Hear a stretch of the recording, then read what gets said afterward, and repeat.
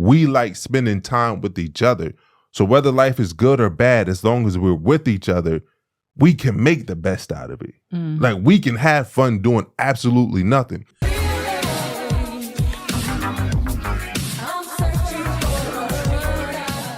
What's up, real ones? Welcome back to the Relationship Podcast, where we're bringing the real back to relationships. Yes, sir. I'm Asha Steele. I'm Devin Steele. And we're so excited that you guys are tuning in today. Yeah, because we got another great episode for y'all. But before we get into the topic of today, we got a couple of announcements. Matter of fact, just one announcement that we want to give y'all.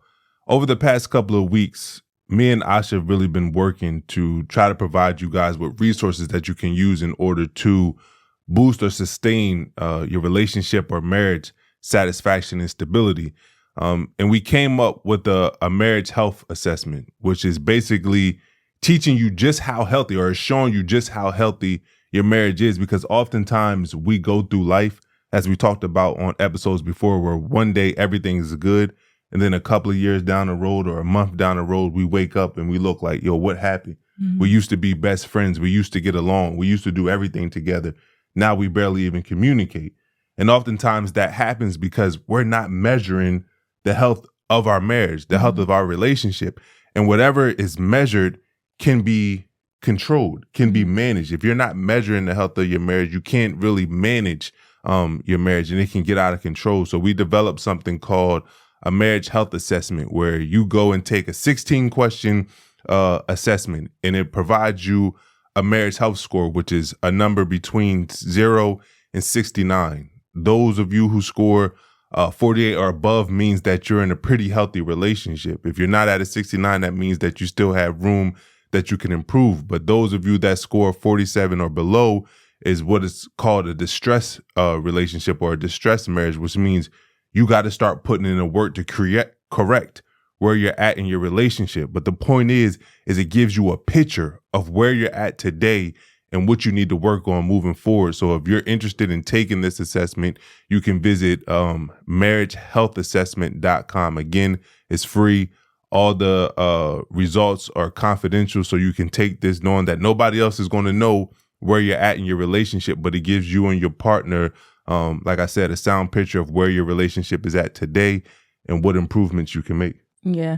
And you know what's interesting, when we were conducting the research and making the assessment, we actually took it, right? Yeah. And I took it twice. And it was funny to me that the first time I took it, it was after we had like a disagreement, versus the second time when I took it, we were more like just chill, level-headed. Nothing had really happened. And the test scores were different. So I say that to say, just to be mindful and go into the test when you're taking it with a clear head, like clear heart, where you're at honestly in your relationship, but not just focused on that one specific, argument that you may have just had, or a disagreement that you just had. Overall, where are you at in your relationship? You want to get the scores from that, not just a particular incident. So make sure that you're going into taking the assessment with a clear, level head. Yeah, I'm glad you brought that up, because that's one of the drawbacks or a concern when you're having those self-report questionnaires, is that somebody may go through an argument like a couple of minutes or an hour or a day after they just had an argument, and their judgment is really clouded. They're going into it answering a question based off of that one incident rather than the total picture of your relationship. Right. So I'm glad you brought up that point. So definitely do not take this. Yeah. If you just had an argument with your partner, let some time blow over. Take the assessment so that you can get an accurate picture of where you're at in your marriage or relationship. Yeah. So let's get into the keeping it real moment. Okay. I think I'm going to go first with the keeping it real moment. I told you before, like... You got something to talk about. Yeah. I'm at a place where I grew up listening to rap. Okay. Like, that was my thing. I wasn't an R&B person. Like, I'll listen to it here and there, but it wasn't like that was on my playlist. It was rap. But it's like, as you get older, the things that used to serve you when you're younger, if you're growing, let me emphasize that, if you're growing in life, don't really serve you the same way. Right. Because I'm not in that environment no more. Like, I'm far removed from that environment, which rap music talks about. Like, I'm really on a journey of being the best husband I can be, the best father I can be, a businessman. Like I'm not in that anymore. So it doesn't really relate to where I'm at in my life. So I'm more of like an R&B person. Okay. Because I'm in love. To the R&B you know, because I'm in love. Yeah. So I need that music that's going to talk to me and understand that the music today don't really speak to that. So I have to go back to my childhood and listen to certain music that really makes me appreciate love and partnership and union. So I'm listening to some R&B the other day, and a song comes up that I haven't heard in a long time, probably since I was in high school. When I was in high school, this song really went. Like, people listened to this song. This song was dope. But as I listened to it the other day, I realized just how toxic this love song is. Like, I don't know if it was the melody, it was the beat that made the song really go, that made people really like this song. But now that I'm older and I can actually process the words, because a lot of times when you're young, you don't really listen to the words. You just listening to the beat. You know how it make you feel. But when you get older, you listen back to it and you like, yo, what is this? Yeah. Like, I thought this was a love song. And you look confused right now. No, but I feel like I know what you're talking about. I feel like I know the song. I'm about to play a clip from this song.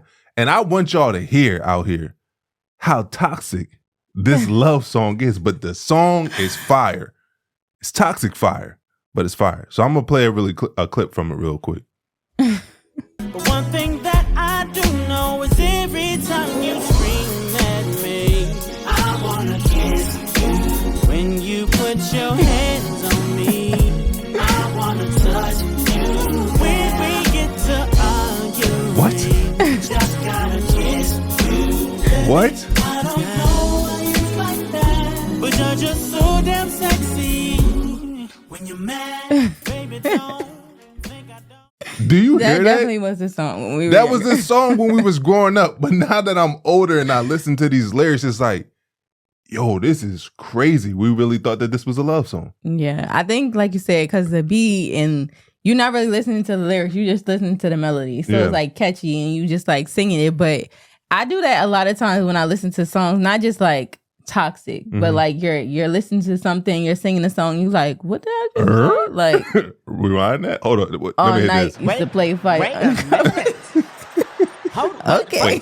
Wait a minute. Like, brother, you didn't just say what you just said. I didn't know I was singing it. Yeah.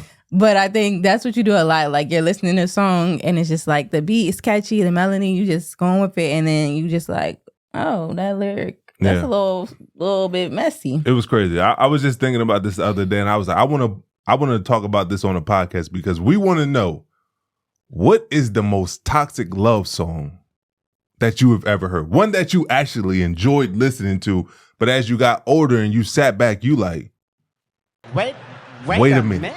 What is this? So let us know. Yeah, that's interesting. I think that would be, when you were talking about it, I automatically thought of that song because it's like, what R&B songs are really toxic like that? Yeah. But I'm sure if we really go through, you know, the Rolodex, we could find a lot more. We're going to make a list. We need a list underneath our comment section because I know y'all know a lot of songs out there. It don't have to be R&B. It can be any type of song. If you listen to country music, rock music, I don't really know what messages they be giving off in those songs. Yeah. But I want to hear, because I want to listen through these songs and just see like, yo, what were y'all really programming us to really believe about love? That's funny. So let me get into my keeping it real moment, okay? Because I feel like your keeping it real moment going to be the topic of the show. Listen, y'all. So I was on social media, right? And there Hold on, before we get into that, that's big of you to say because if y'all don't know Asha, she don't be on social media. As you see in all of our episodes, if we come in here and we talk about a topic that we saw on social media, it's me saying what we saw. Right. Asha's not a part of this world. She's like disconnected from this true. world. I'm on so there this must have really sometimes. stuck out to you for you to want to discuss this well, today. I saw it once and then I really didn't pay no attention to it. I just had saw it and then I saw it again and I'm like, well, what is this list? Right. And so then I had brought it up to you and it was interesting because I'm like, is this where we're at this point? I was going to go in, y'all. Okay. Like Devin said, I be on social media here and there, but I don't really be commenting too much. Yeah. So I was about to go in the comment section. You're the worst type of follower. I can't. I know this is all topic. You the worst type of follower. And I know it's a lot of y'all out there right now because we got so many people on our Instagram page, Relationship Podcast. Oh my goodness. And y'all don't be commenting. Y'all the type that just sit there and follow. You don't post nothing. You got 0 posts when you go to your page. You following like 5,000 people, and you just be lurking on people's page. But let me tell y'all something. Okay, I'm gonna do better. That is true. I'm gonna do better. But don't it's even just, double tap a picture you like. I will like it, but it's so hard. Like share when you about comment, 50 million reels with me though. when you comment, right? You'll leave your comment and you just done. Like, yeah, I comment, boom, bang, I'm done. I ain't going back to it. But then someone else may comment back, and now we're having a dialogue that I didn't even sign up for. So now I have to comment back because you are commenting back to me. And now we in a whole discussion that done took like 15, 20 minutes out of my day for me to go back and have this dialogue. And it's distracting at times. Okay. So that is why I don't really engage too much. I am going to work on it though. Okay, you guys. So if I do see something where it's like resolution already in October, where I see something like, okay, I have to respond to this person, or I have to comment back. Like, I'll do that. But for the most part, it can be very taxing trying to comment back and comment back to a lot of people. But like I said, I saw this and I was going to go in. I was going to be like, you know what? My fingers was going, y'all. It was getting high. I was like, oh, I'm about to go in because what is this list, right? And so I saw this list on several pages and it said, here is a list of places women absolutely refuse to go to on a first date. Thank you, ladies, who reached out to me to help me with this list. She made that list herself. She made that list herself. Okay, I don't know who reached out to her. I don't know who this lady was that made this list, but let's just go down, okay, in order. Now, mind you, I'm very offended by this first number one place of not going, because we talked about this on several podcasts. This is our spot. It's our spot. I don't care what you say. This is where we were created. This union was created. It don't matter if I got 100 million in the bank. This is our spot. Listen, it will forever be. So the first one, y'all, is the Cheesecake Factory. The Cheesecake. Y'all disrespectful. I love me some Cheesecake Factory. I love me some Cheesecake Factory too. And I'm not understanding why it's number one. Number one, that's how y'all feel? Like, is it that bad? Yo, because it's great. I said something because there was a video. I'm pretty sure you didn't see it. Maybe you did. But there was a video the other day where some guy was taking a girl out on a date. And he pulled up to the Cheesecake Factory. She like, I ain't getting out the car. You supposed to court me. You're not taking me to Cheesecake Factory. I'm like, I wrote him. I'm like, bro, what are you talking about? What is wrong with the Cheesecake Factory? Me and Asha made it official there. I had just signed a $4 million contract in the NFL, and we were sitting in the booth drinking a strawberry lemonade with sugar around the brim, eating the Mexican egg rolls. I had my pecan crusted catfish. Listen, she probably had a piece of salmon and some Brussels sprouts, with the little syrup and stuff. Like, we know. We know what we getting when we go to Cheesecake Factory. And we've been together for over 10 years now. Like, what do you mean you can't get out the car for cheesecake? See, that's why you single. Crazy. If you would have got out that car and had that meal, you don't know and where share the raspberry cheesecake, because we not both ordering it, because we not both getting dessert on the first date. But sharing it allows you to have that connection. I'm so good. Disrespectful. What's the rest of the list? Listen, okay, number 2 was Applebee's. We got Chili's. I don't go to Applebee's. We have Chipotle. Chili's. We have Olive Garden. The Chili's movies. Had your girl fart. You don't want to do that. Don't take her to Chipotle. The movies. Your House. How is Your House number 6? And not number 1 before Cheesecake Factory. I'm ready to go to Your House before I go to the Cheesecake Factory. Crazy. Interesting. Any fast food chain, Buffalo Wild Wings, Wingstop, Red Lobster, IHOP, Denny's, the gym, church. You want to go to church. Going to hell. Starbucks, coffee, any coffee dates, ice cream dates, family functions, movie night, whereas Hulu, Netflix, chilling, all that. I get the family function thing. That's probably awkward. Yes. So we're going to break this down. Somewhere that requires a long drive, bowling, nightclubs, hookah bars. Scared of conversation. Waffle That's House, why you're trying to avoid the long drives. And sports events. Now, this was really interesting to me, right? Mm-hmm. The reason why I feel like it is because I feel like as women, we have put a certain standard on men for and expectations of things that's one shouldn't even be prioritized going into a relationship. Speak on it. Y'all see why I married her. Go ahead. It shouldn't be. And it's not realistic. Like when you're going into getting in a relationship, getting to know someone, you're putting so much focus on the experience. And even like when we talk about the monetary things, like you're not really trying to get to know that person. Right. you see posts on social media where people may go out and go to a park and set up a little, lunch date there with the blanket and the basket and just really be intentional with getting to know that person and talking to that person.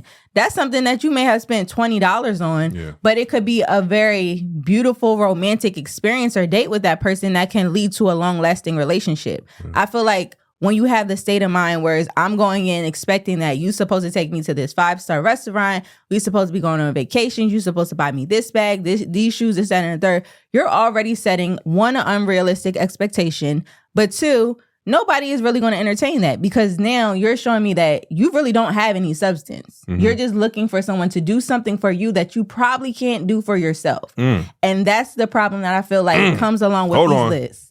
Wait, first of all, let's rewind that back because you just dropped the bomb. Come on. Come back. Repeat that. Repeat that. Listen. Repeat that. I need to hear that again. I'm so serious, though. I feel like men out there want to hear that again. When you are setting these expectations, that it's you're wanting someone to do something for you that you're probably not in the position to do for yourself. Okay. And the reason that I say that is because, yes, as a woman, you want to be wined, you want to be dined, you want to be treated a certain way, right? But I don't go into a relationship not knowing a person at all and wanting to genuinely get to know that person. And my sole focus is if he taking me to this restaurant or if we pulling up here or we doing that or, I'm not focused on that. I'm focused on really genuinely getting to know this man. Yeah. And so when you do that, it's like even the example that you said of a girl pulling up to the Cheesecake Factory. Or the other video that we saw when the gentleman made her food at the house and she wanted to go to a steak restaurant. Crazy. It's like crazy work. Ma'am, have you been outside the house lately? Like, are you going to these restaurants and frequenting these places on your own? Nah, that's why you going so and hard. You're feeling like, oh, I can't sit here and do this. I needed to go here. No. Like, so it's like you're not accustomed to doing the finer things in life because you have so much expectation from a complete stranger to do this for you. And I feel like that's a problem because naturally when you're getting to know someone and you're dating someone, things come with time, right? I'm getting to know you. I enjoy your company. I like who you are as a person. Yeah, we went here on the first date, but I really am intrigued by this person. Right. I want to show them different experiences. I want to go different places with them. So a first, second date, third date, you'll see gradually the transition and maybe the climbing the chart of the date experience, right? Yeah. We may have started off at a coffee date, but now, like you said, we're going to 5-star restaurants. We're going on vacations because I know you. Right. I built up that relationship with you, that time and that wanting to spend time and effort and money, right? Like, come on now. If you're not going into a relationship and you automatically is about to drop whatever money on a man, why are you expecting him to do that for you? No. That's not courting. Yeah. And that's why I feel like we're really pulling ourselves backwards and we're in this kind of like war of, oh, women are like this, men are like this, because we're going into things very unrealistic and just complete BS. Even if you look at our situation, the first time we actually hung out, besides the first time we met, was at Grotto's. That was a pizza. I don't even go to Grotto's, but I just happened to be going to Grotto's with some people. I told Asha, she came over there. We sat down in the booth and we talked all night. The first official date that we had was at the Chart House. It was a little restaurant in Philly where we just sat down and we ate. We just talked all night. And I think that the simplicity of our dates allowed us to get to know each other for who we are rather than through an actual experience, because the experience can cloud your judgment on who that person actually is. So if I'm going out and I'm having a good time, because we talked yesterday about, let's say a first date was at a sporting event, because I know they said that they don't want to go to a sporting event. You was like, you wouldn't mind going to a sporting event. My perspective on that was, I love sports. I love football. So let's say that you love football too. We both have, since we live in Houston, we're both Texans fans. And we go to the game together and we have a blast. We may have connected over sports, but I may not like you as a person because I didn't really get a chance to discover who you are as a person because we were so connected through the game, through the experience. So I fell for you for the experience rather than for who you are as a person, and later on down the road, I find out that we don't even mesh together. Right. So I think that the simplicity of a first date is extremely important because you take the time to get to know the person, and then you can move to the next phase where you're going to exciting events or exciting restaurants. But for the most part, I feel like the first date should be something simple. Go to the coffee shop, sit down and just have a conversation. Go to the park, do something simple to say, hey, do I really like this person? Right. Be intentional. Do I want to move on to the next space? Don't just want a man to take you to a place that's Instagram worthy. Right. Because that's probably what a lot of y'all want to do. You sit at a nice restaurant, you hand the phone, can you take my picture? Or I take a picture of my food to show all my followers, look where I'm getting wined and dined at. But you're not really out here trying to build that connection. So I think that these lists are crazy. Yeah. Because if you would have took that approach with this list, we wouldn't be where we at today. We wouldn't have been together for 10 years. We wouldn't have kids together. Like, we wouldn't have the family, wouldn't have the life that we had. But because we didn't come in with a bunch of ego, a bunch of pride saying this person got to do this, that, and the third for me, but we sat down and was like, nah, let's take the time to actually get to know each other. Because there's a lot of people I didn't do that with.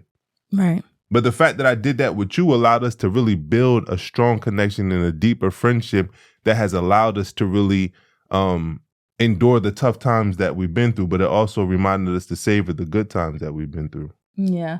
I feel like we were having a conversation actually with someone, and they were talking about on a first date, they wanted someone to plan the whole day, right? Absolutely not just a date, but to plan the whole day. And in that you ain't conversation, trying to call this person out. I call him in out. this conversation, we were basically trying to get them to realize, like with the list, that's unrealistic. Yeah. Because how many times do you go into a first date and say you are going out to meet for coffee or whatever? Now you're sitting down, you having your coffee, y'all are talking. This is an opportunity for you to actually get to know that person because it's not a lot of distractions, right? In the midst of that time of y'all talking, you realize that I don't really like this person. Right. Or they seem a little bit off, right? And I still got these other things to do with and them. I done plan all this other stuff. I done let you know I done plan all this other stuff that we have to do throughout the day. But I want to stop here because this is kind of too much. Yeah. Now it's awkward because I done told you have an expectation of, oh, we going from here to here to here. But it's like, if I just jump in and be like, you know what, I think we should go home. Or I just got a phone call like, oh, I got an emergency. I got to texting go a friend, call me real quick and tell me there's something going on. So you got to do all this extra stuff. And this is for men and women as well, because I've talked to my female friends that have been like, girl, text me, call me real quick and say something because I want to leave. I don't want to be here anymore, right? And so it's just like you're putting so much expectation on the first initial interaction with someone. Yeah. Like, how much do you, like, that's a lot. That's a lot to live up to. Yeah. So it's just like, if a man is coming in and saying, you know what, if they're being respectful of you and they're wanting to take their time and they're interested in taking out the time to meet with you or go somewhere and just spend time with you. It's not even about the money, the dollar, the money that they're spending. Okay, you know what? He was respectful. He was nice. You know, he's courting me. He's treating me a certain way. Okay, let's go and see this, right? So we sit down. If he's opening the door and if he's, you know, pulling out your chair and he's just doing all the things that's for a gentleman to do, don't look at it like, oh, well, girl, he pulled out my chair at Starbucks. Girl, he just got me a tall. He ain't give me no grande. Like, stop looking so much at the little things and focus on that person's actions and interaction with you and how they really treat you. Because, like I said, you don't know if that person was like, you know what, I'm going to spend my last $10. Who knows? Right now, money kind of tight, you know, I got to wait till my next go around for my check, but I really want to meet with this woman. So I'm going to get her a coffee and I'm going to sit here and I'm going to talk to her because I want to get to know her. Now, some of y'all might be out there like, oh, if he got his last $10, he need to get his stuff together before he in a relationship.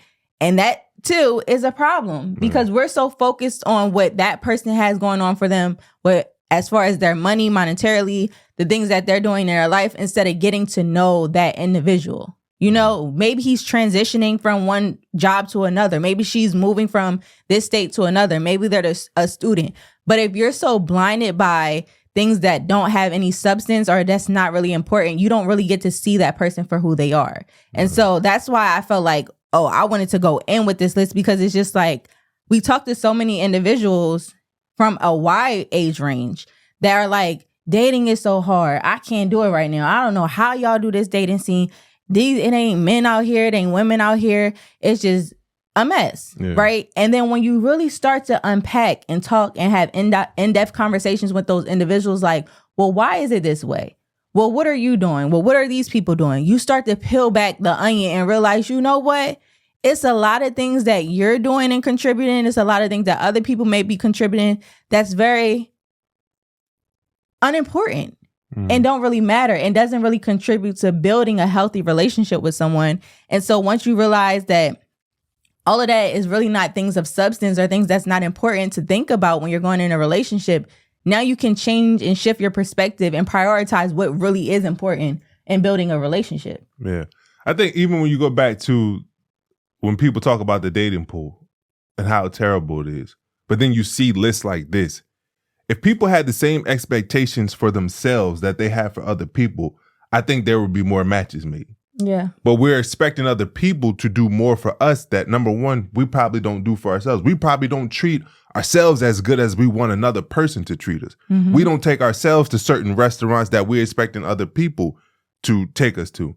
Like, until we have certain standards and expectations that we hold ourselves accountable to, you cannot hold other people accountable to the same thing. You can't have the expectations for other people to do it. Right. I remember I was looking at a study the other day. This is another reason why, like, even with those dates right there, they can get kind of expensive, some of them, especially Cheesecake Factory. Well, Asha, she love a lot of stuff on this menu. She'll just keep ordering. But I was reading something not too long ago about the whole dating thing, and it was saying that men spend on average about $130 on a date sometimes. Right now, what they be doing with people. And they go on 2 or 3 dates a month trying to find somebody. Right. You're spending $300-$400 going out with people. Like, that's insane. Yeah. Most people don't have that type of disposable income to do that. So I wouldn't even suggest that a man spend $130. We're talking about everyday people. Like, I'm not talking about people who really got it, but everyday people should not be spending $130 on a date if you're really out here trying to build. Right. Damn sure shouldn't be doing it 3 or 4 times a month. So that's what I'm saying. The expectation that women have is so high to go to these 5-star restaurants, but it's not really realistic. Because number one, you got to ask yourself, if this man is out here doing, I wonder what his spending habits is like. Okay. Because if you know the financial health of a lot of people right now in this day and age, you wouldn't expect somebody to just go out there and just do that. Yeah. Number two, I think it should be more important for women to say, I want to know how I can expect you to treat me if we're in a long-term relationship on a daily basis rather than occasion. Like, if you don't normally frequent as a man these high-end restaurants, or you don't do these high-ticket things, then I don't want you to do it on the first date, because I don't want to set an expectation that, dang, this is the life that I'm going to be living. Right. And then once I decide to be committed to you and get in a relationship, we're not doing none of these things anymore. Like, you tricked me. No, you tricked yourself, because you have this expectation that this is what a man is supposed to do on the first date, and he's not showing you the real version of who he is because he's trying to meet these expectations. So if you pull back some and say, you know what, like you brought up, I just want to see how you treat a woman when we go out. That's what's most important to me, because I know life is going to be good when we're at the top of the mountain, but if we're trying to spend a lifetime together, we're going to be in a valley sometimes that is not always going to be good. But I want to see how you're going to treat me when we're at the top, but I also want you to show me what it's going to be like when we're at the bottom. How are we going to walk through our daily life together? That was extremely important for me and you, because we show up the same way, whether we go to the 5-star, whether we go to the Cheesecake Factory. We like spending time with each other. So whether life is good or bad, as long as we're with each other, we can make the best out of it. Like, we can have fun doing absolutely nothing. Right. As you saw during COVID, a lot of y'all can't even do that. Exactly. Y'all had to sit in the house with y'all significant other, with your spouse, and you found out you didn't even like that person. Yes. Because you were caught up in maybe the experiences that y'all were having rather than the actual person. So these lists, they got to go, because I'm telling you, if you're actually trying to build long sustaining relationships, none of that matters. Yeah. That's all it's all a veil. None of that matters at all. Yeah. So you can't really be listening to people who are actually single and struggling to find a relationship about what places they willing to go to and what they not. Like, come on, bro. Yeah. Clearly it hasn't been working for you so far. Yeah, so we definitely had to unpack this list, but again, like I feel like it's a lot of things like this on social media nowadays that's very toxic to people that are single or people that are in a relationship by setting this narrative and this expectation of what's supposed to be done. Again, I stress the importance of respecting people and treating people well, you know, having standards and everything like that, but not unrealistic standards, not unimportant standards, not prioritizing the right thing, which means getting to know the person before you wanting to get to know their pockets. Okay. So let me ask you something. Let's rewind it a little bit, because I think that people need examples, right? Mm-hmm. Like we're telling them, and I think you gave some great examples earlier, but I just want to give them like some clarity, like a clear list, because we're telling them not to pay attention to this stuff because it's toxic. These are surface level conversations. These are nothing of substance. This is not going to help you really develop a healthy relationship, right? At all. So if somebody's saying, you know what, now that you just brought that up, you're right, I'm not going to pay attention to these type of lists. If you were to go back in time, knowing what you know right now and the growth that you have experienced over the years, if you did have a list, because standards are extremely important, expectations are extremely important, right? What kind of list would you make that you think is really of substance in this dating, in the dating life? I think a list of character. Like I said, is this person respectful? How does this person treat not only himself or herself, but the people around her and him? What are their relationships look like when they do that?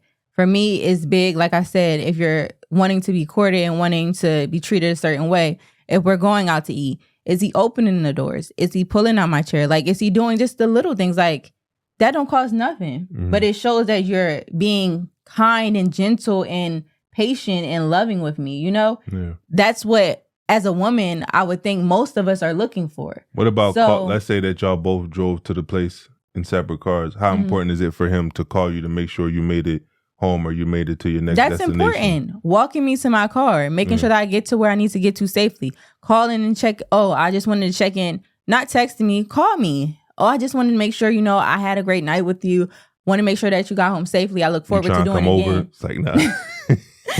Like, I want to make sure that, you know, like, make me feel good as a person, because that's what I want to do. I want to make you feel good as a person. I want to make you the experience, not of where we're at, but the experience of me, right? Like, dang, I never encountered a person like that before. Like, this person really treated me a certain way that I enjoy, that I felt like this is how I should be treated. Yeah. Like, that's the experience and list that you should be creating. It's how that person is treating you and make you feeling internally. Because if someone can take you to a place mentally or internally, emotionally, that you feel like, dang, this is the best feeling I had. Any experience or place that you're at, as far as in this world, is just going to be an addition, because you already feel so great and so good when you're just in that person's company, in that space. Yeah. So that's what I feel like. That's the list that I will be looking for, is, do I really feel good, at peace, comfortable, loved, appreciated, respected with this person, so that when we do go to these places, whether it's, you know, what people would consider the low end or the high end, I'm going to feel the same because I'm with this person and I know how they treat me. Yeah. You brought up an interesting word. You said that you want to feel loved on the first date. No. I don't think there's nothing wrong with it. So I don't want you to correct that. But I think that, hold on, let me just, there's a difference between romantic love and there's something called micro moments of positive resonance, right? Where it's not the actual romantic love that you feel from somebody, but it's that boost of positivity. Like, you made me feel good during that time. Like, we connected on a level emotionally, and that makes me feel the feeling of love when I'm with this person. Not that this person actually loved me. I think that is a good indication. Again, when you're going on the first date, is how does that person make me feel internally? But you can go ahead and go in depth, because I think some people would like words have power. So Yeah. people might be like, oh, he need to make me feel like I'm in love with him. Yeah. And some people going like, oh, the first day I knew this was the one, I'm in love with this person. No, that's not what I'm saying. And most of the times that's not the case, right? When people go and just thinking that from the gate, they're in love. But like you said, I feel like when you're used to dating a certain type of person and you don't get treated in a certain way, right? When you do have someone who handles you with care or has a certain attention when they're interacting with you, you get that feeling of love. Yeah. Now, you may not identify it as love, but if you're a baby or a child and you're not used to your parent, you know, holding you and kissing you and doing all of that. Giving you undivided attention is love. When you're not used to that, you're lacking something, but you don't have the words for it as a child. So when someone comes in and a teacher or someone or whoever, and they're, you know, paying you attention or, you know, just saying, oh, you like certain toys? Well, let's play with this toy. How was your day? Asking you questions, interacting with you. You receive that as love because it's like, this is a void that I haven't gotten over here and I'm receiving it here. So that's what I say when I say, oh, someone is treating you in a manner in which is foreign to you. Yeah. And you have this feeling of, dang, like this is how it feels to be treated like this. That essentially correlates to love in a sense. Yeah, you know, that oxytocin that you feel of just, you know, feeling appreciated and feeling filled up from a person doing something that makes you feel good. So that's what I meant by it. Don't go out into these dates thinking like, oh, I love this man. You love me. I love this woman already because they done did all of this. No, don't do that. But that feeling makes you feel good. Yeah, well, I'm glad we took the time in this episode to go over this list because I know you wanted to get off. I had to let it get off. Get some stuff off your chest. But hopefully it was in a way that was helpful for those of you. Because I know a lot of times on this podcast we focus on people who are in marriages, people in relationships. But the people who are single looking for love are just as important to us as the people who found love already. So hopefully you got something from this episode that you can use moving forward. Yes. So until next time, you guys, keep it real. Yes, sir.